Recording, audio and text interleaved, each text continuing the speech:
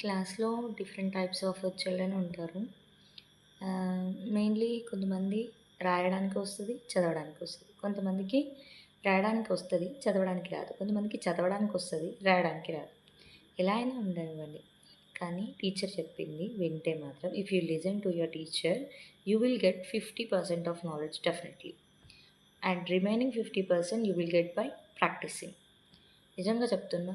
Teacher చెప్పింది కాన్సంట్రేటెడ్‌గా వింటే మట్టుకి పక్కా 50% ఆఫ్ నాలెడ్జ్ అయితే వస్తది. ఆ కాన్సెప్ట్ గురించి మనకి నాలెడ్జ్ వస్తది. తర్వాత ప్రాక్టీస్ త్రూ మనకి 50% వస్తది. We don't forget. తొందరగా అయితే మర్చిపోలేం. కాబట్టి టీచర్ చెప్పేది మీ క్లాస్‌లో టీచర్ ఏమైతే చెప్తుందో అది కేర్‌ఫుల్‌గా వింటే మీకు 50% ఆఫ్ నాలెడ్జ్ పక్కా. క్లాస్‌లో డిఫరెంట్ టైప్స్ ఆఫ్ చిల్డ్రన్ ఉంటారు. మెయిన్‌లీ కొంతమంది రాయడానికి వస్తది, చదవడానికి వస్తది. కొంతమందికి రాయడానికి వస్తది, చదవడానికి రాదు. కొంతమందికి చదవడానికి వస్తది, రాయడానికి రాదు. ఎలా అయినా ఉండనివ్వండి.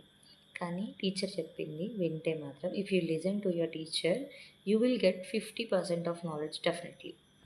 And remaining 50% you will get by practising. నిజంగా చెప్తున్నా.